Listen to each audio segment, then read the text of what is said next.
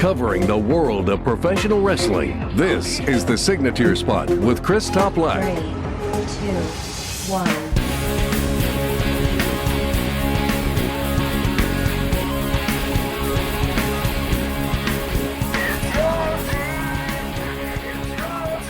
Thank you very much for tuning into the latest episode of the Signature Spot with Chris Toplack. As always, I greatly appreciate your ongoing support. There is a new episode available every single Thursday without fail. And if you want a notification, the easiest way to receive one is to subscribe. So listen and subscribe on YouTube. That's youtube.com/The Signature Spot. Also on iTunes, Spotify, Stitcher, Google Play Music, Spreaker, iHeartRadio, and podcast apps such as Overcast. You can also listen on thegorillaposition.com, a great partner, or thesignaturesspot.com.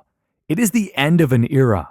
WWE headquarters is officially moving within the same city of Stamford, but that means the iconic Titan Towers will be no more. They will be sold. They were built in 1981, but in this press release, it sounds very exciting. It was mentioning the new headquarters will provide the company with a workspace suited to its growing and evolving workforce. The site in Stamford's Central Business District provides greater access from various means of transportation, floor plans which are well suited to producing video content, and greater flexibility in workspace design. The company anticipates that it will move to the new headquarters in early 2021. So yes, even though it is still moving within the same city, it is officially the end of an era. I am really excited about this edition of the program because I am going to recap the entire Johnny Gargano versus Tommaso Ciampa feud in the topic of the week, why I consider it to be the best feud of the modern era. So a full timeline plus my thoughts and analysis as well. I think you'll really dig it. Plus Kurt Angle's disappointing announcement, KofiMania faces yet another hurdle, and we have a great episode of NXT to recap as well. Your weekly recap. We were treated to a very rare Brock Lesnar appearance on Monday Night Raw. Both him and Paul Heyman opened the show, received some incredible heat from the Chicago audience. Heyman proceeded to run down Rollins and call him a fool after questioning why he would face Drew McIntyre. And then Drew showed up, and he was grateful for the shadow. Rollins ran down, beat up Drew with the chair, and attempted to confront Brock, who wisely walked away. And just like that, Brock Lesnar has left the building, or has he? Next up, Finn Balor and his mystery opponent, although Michael Cole kind of gave that away, was Braun Strowman. They both ran through Bobby Lashley and Lio Rush. Let's take a moment to acknowledge the fact Finn Balor flew from Abu Dhabi for a special appearance to New York for a boxing event, and then to Chicago for Raw. That's in a span of 3 days. That's unbelievable dedication.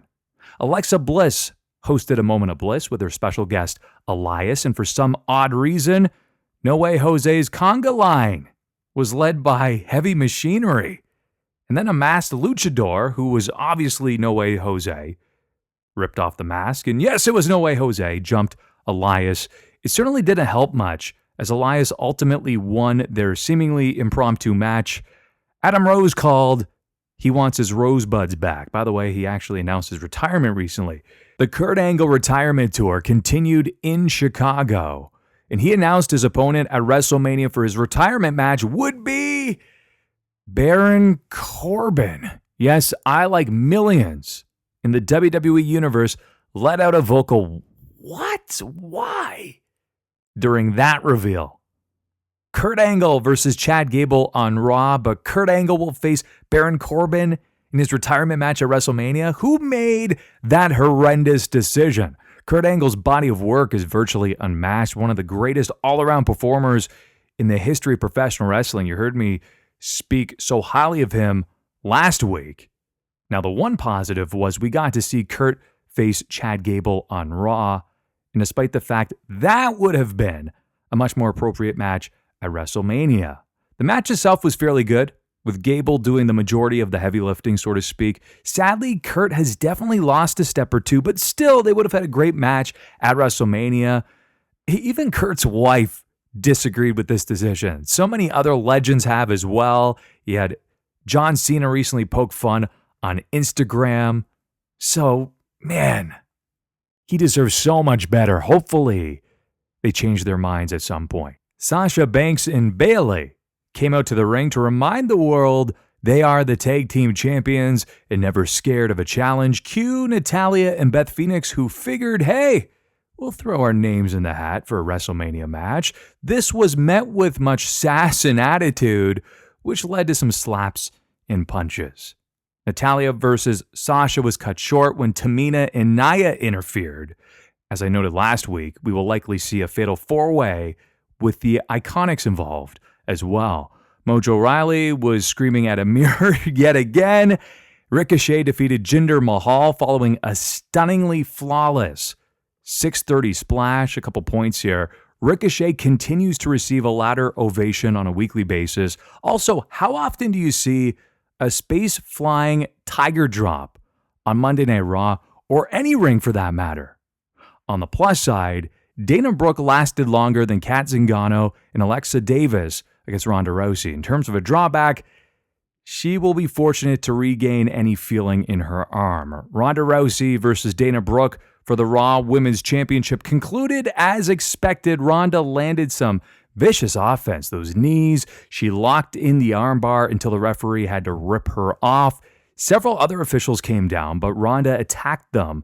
Her husband, former UFC fighter Travis Brown, got involved and also hit an official as well. If you don't know who he is, let me catch you up. He lost his past 4 fights in a row in the UFC, with President Dana White suggesting Brown should retire. At one point, he was a hot prospect, just really fell off the map. And he also came off as smug and very unlikable. But he's 6'7" and he's Ronda's husband, so that's why he's on television. The momentum towards Ronda, Becky, and Charlotte has really stalled, at least in my eyes. And maybe it's just me, but it's lost much of its allure. Batista appeared via satellite from his home. I would fire his decorator if that's the one who put that together. Just did not work, and I'm by no means one to criticize decor in Tampa to provide his rationale for calling out Hunter. He labeled Triple H as selfish, egotistical, and always holding him down. It almost sounded a little bit more like a babyface promo throughout, but I still enjoyed it. Drew McIntyre called out Joe, aka Roman Reigns, and noted that while he can survive leukemia, Reigns won't survive him at WrestleMania. A very grueling and competitive match that saw Drew get his arm raised following a Brock Lesnar distraction as Drew McIntyre took on Seth Rollins. It was still a very disjointed and forgettable episode of Monday Night Raw. So we move over to SmackDown. The Miz opened the show and took aim at Shane. He said, "You are a conniving, vile, disgusting human being.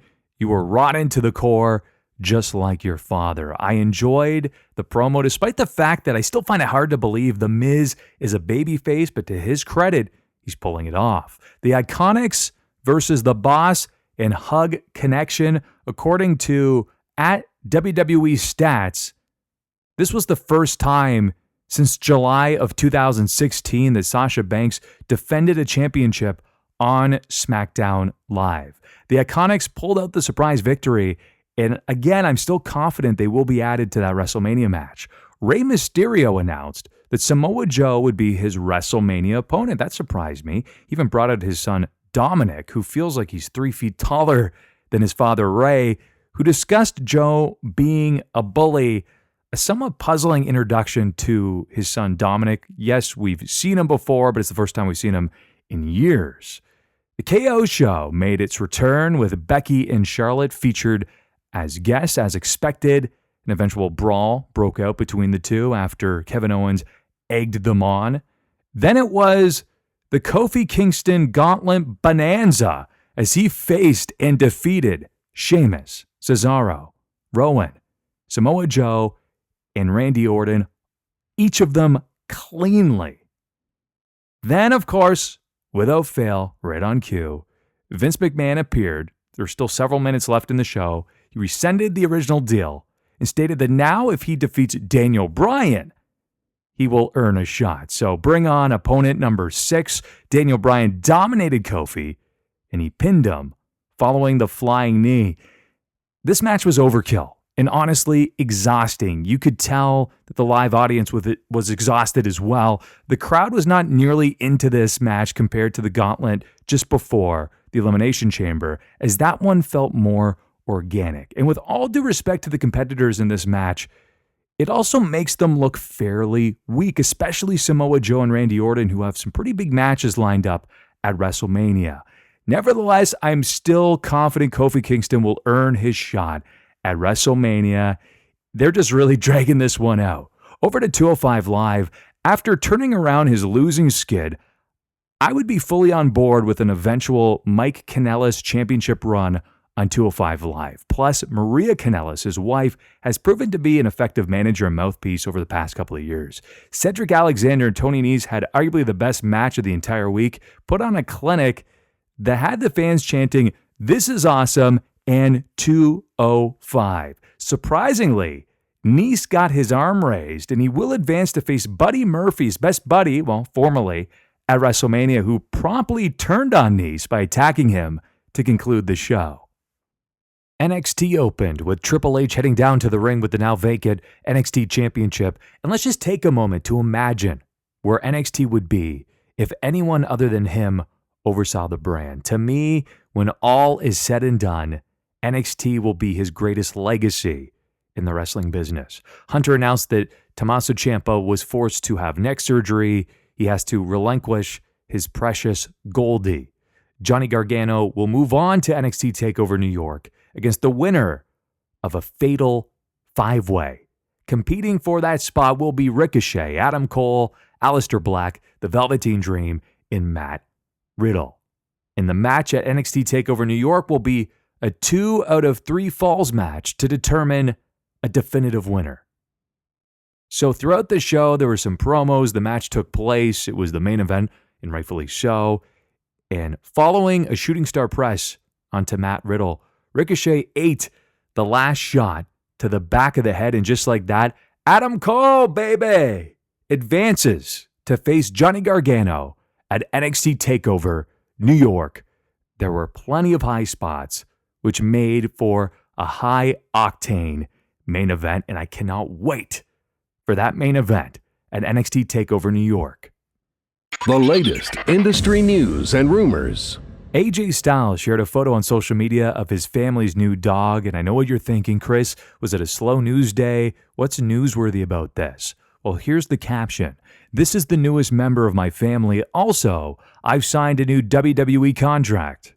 So yeah, this is a big deal. So you can put that speculation aside of him going back to New Japan or over to AEW. AJ Styles will very likely retire in the WWE.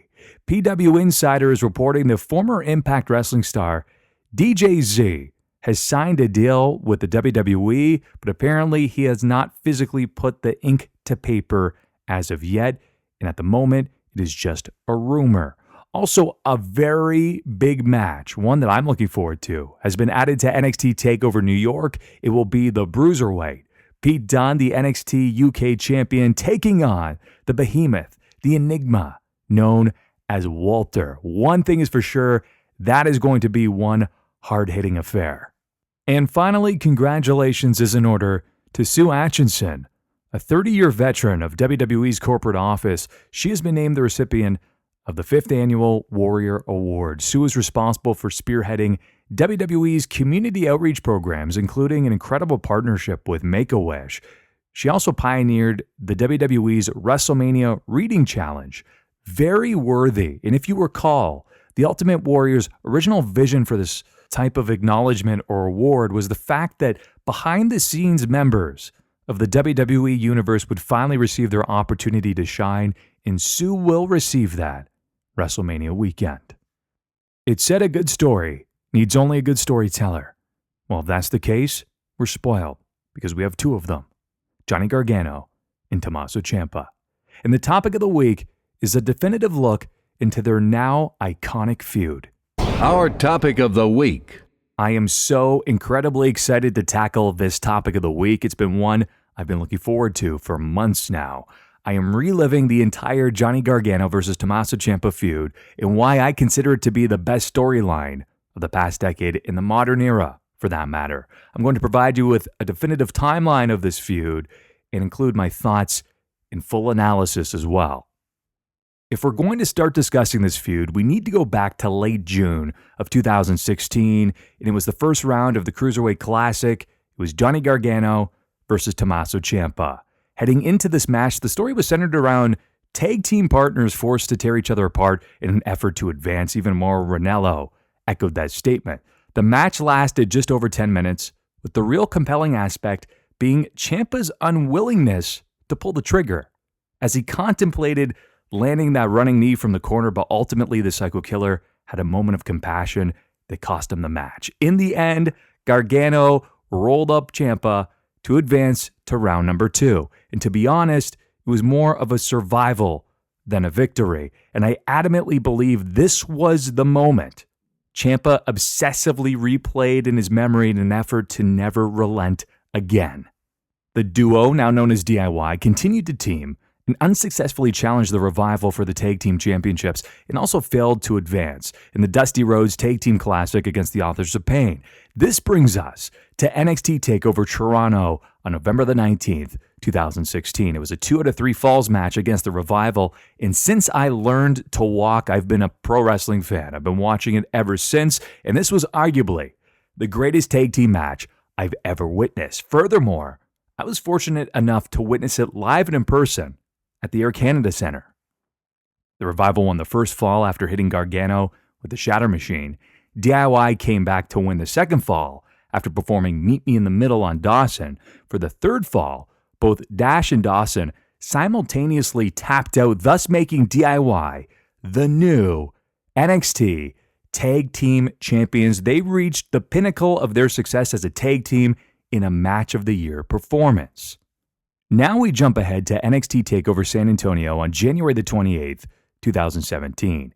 DIY was forced to defend their championships against the dominant Authors of Pain. Remember, they've never beat them. As anticipated, DIY took an absolute beating, which led Akam and Razor to become the new NXT Tag Team Champions after landing the last chapter.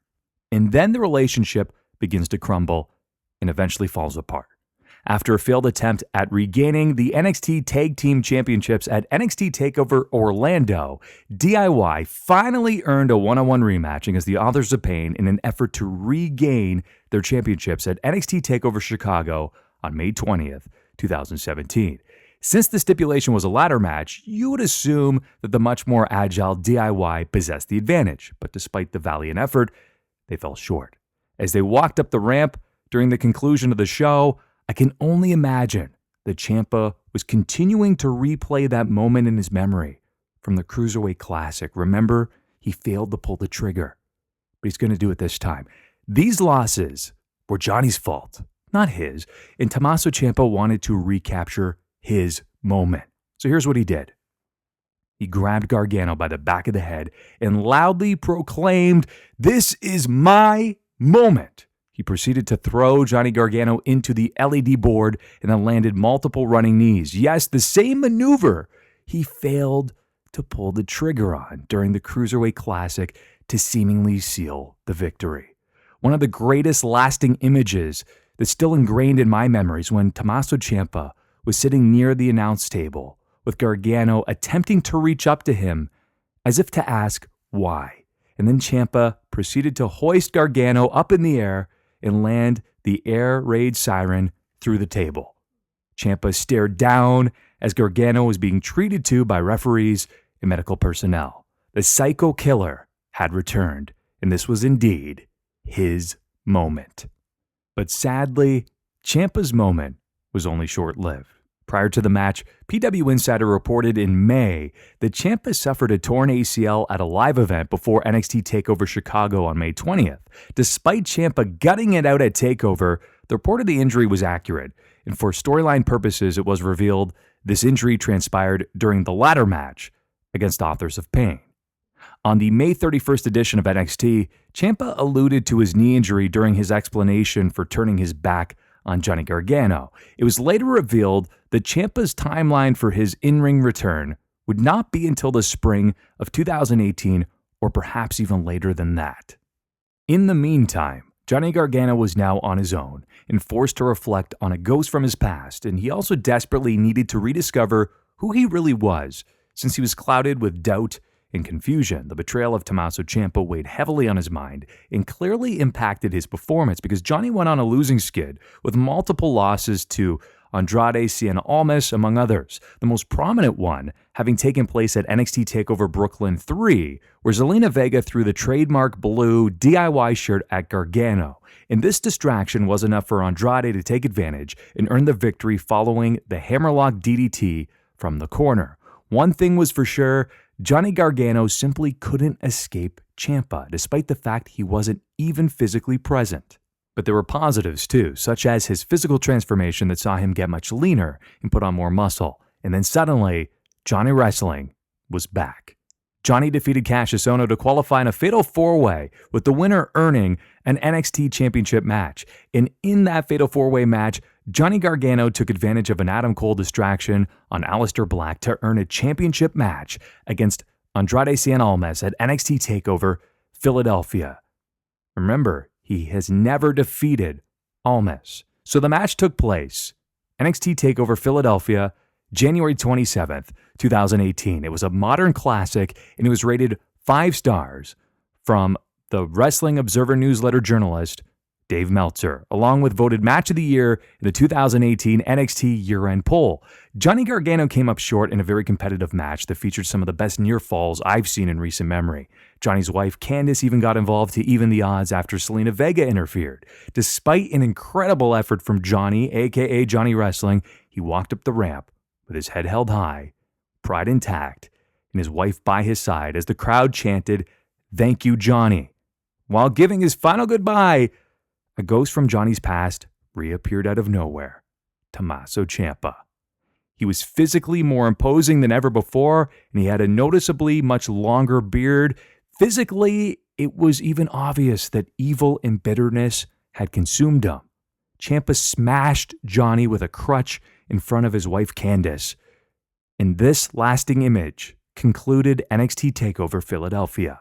Following their match at NXT TakeOver Philadelphia, Johnny had a rematch with Andrade on NXT television. The stipulation was that if Johnny loses the match, he must voluntarily leave NXT forever.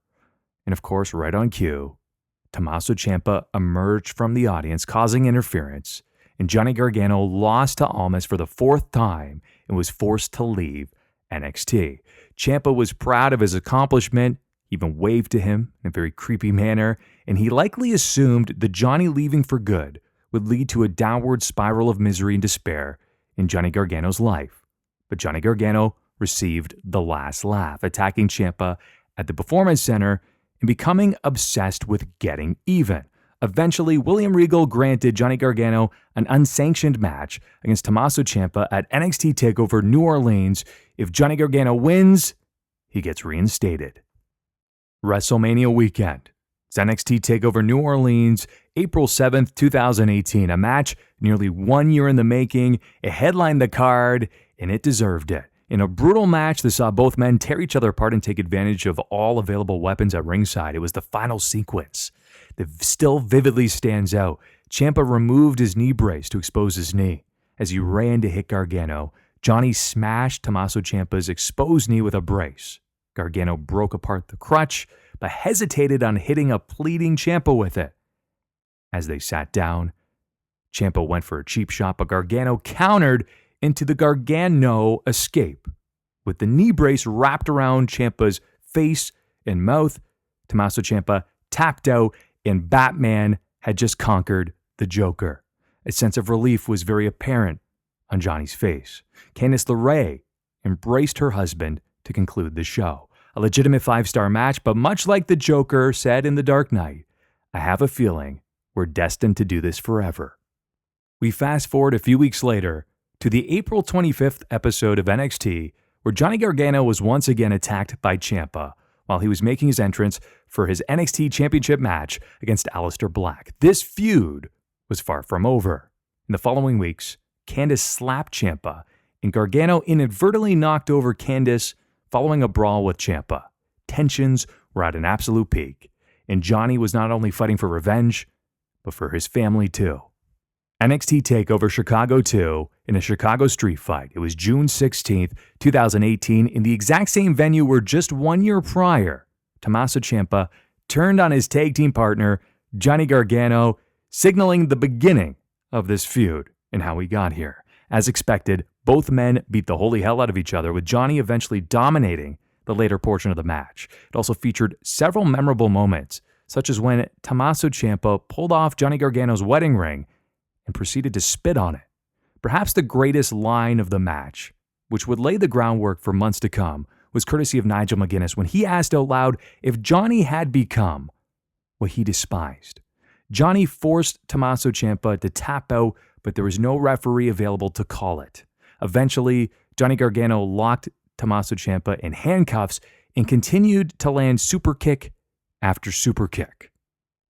When officials pulled Johnny Gargano off of him, Tommaso Ciampa somehow mustered up the strength to nail Gargano with a DDT onto the wooden floorboards.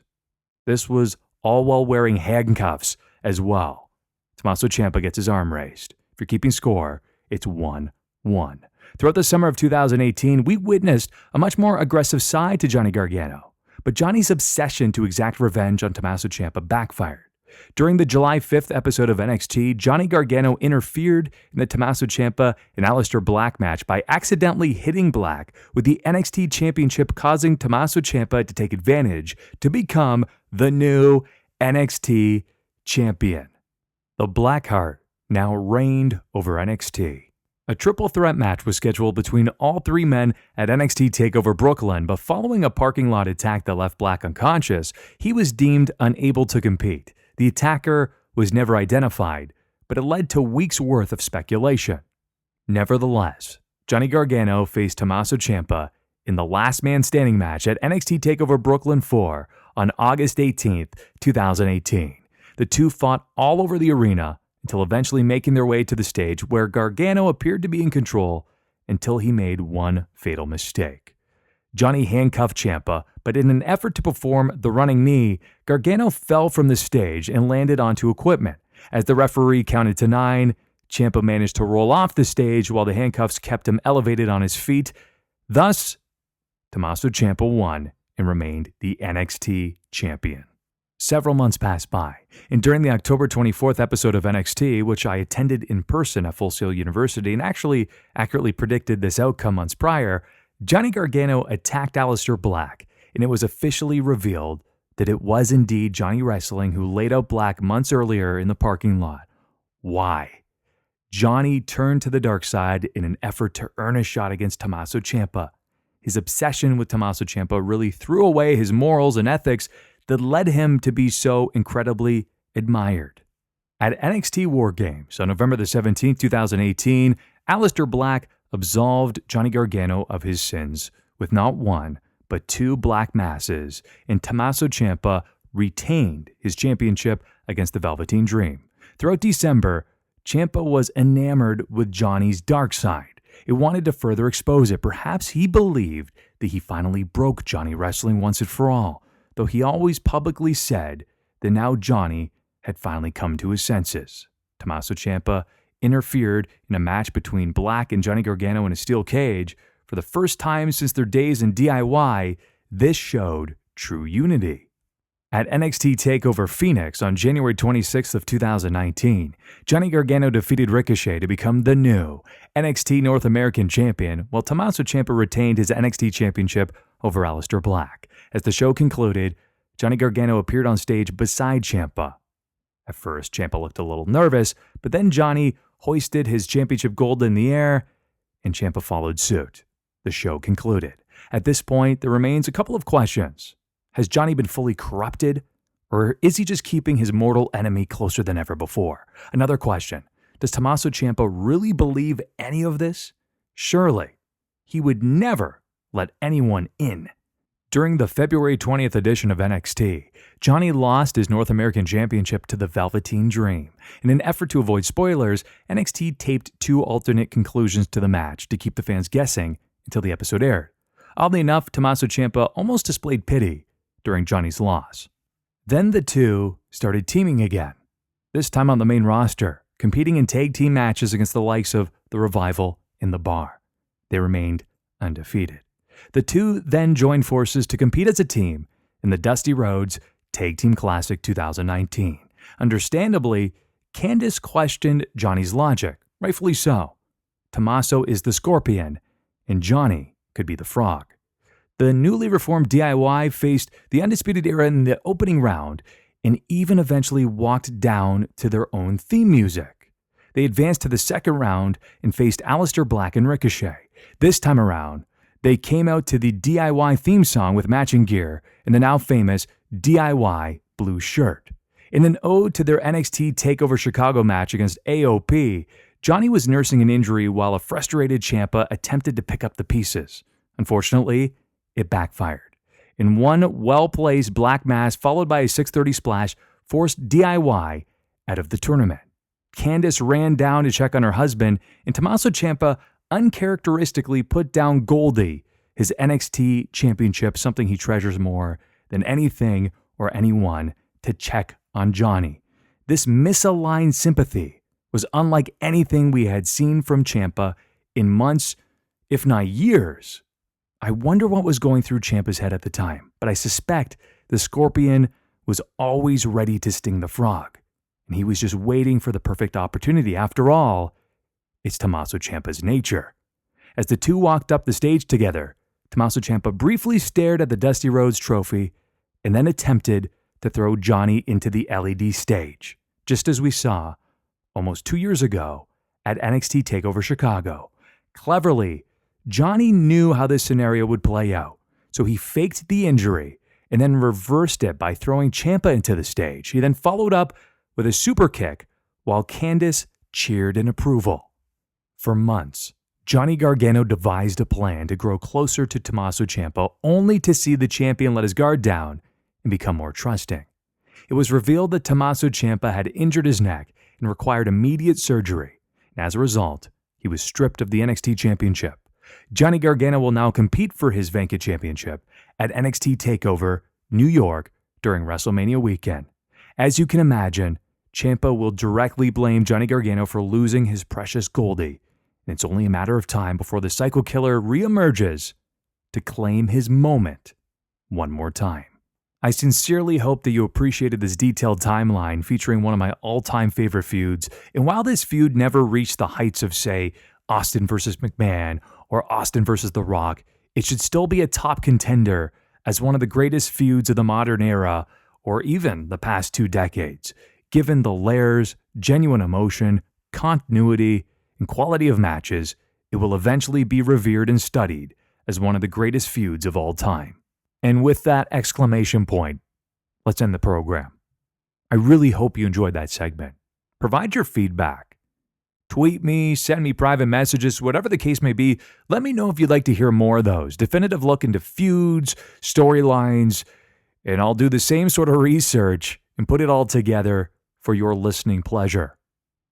Thank you once again for tuning in to another episode of The Signature Spot with Chris Toplack. If you would be so kind, like it, share it, tell your friends, family, and fellow wrestling fans to tune in. Until next Thursday, happy trails to you.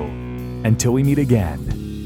This concludes another episode of The Signature Spot with Chris Toplack. For new episodes, subscribe on YouTube, Stitcher, Spreaker, iHeartRadio, or iTunes. And don't forget to follow The Signature Spot on Facebook for exclusive clips, polls, and opinions.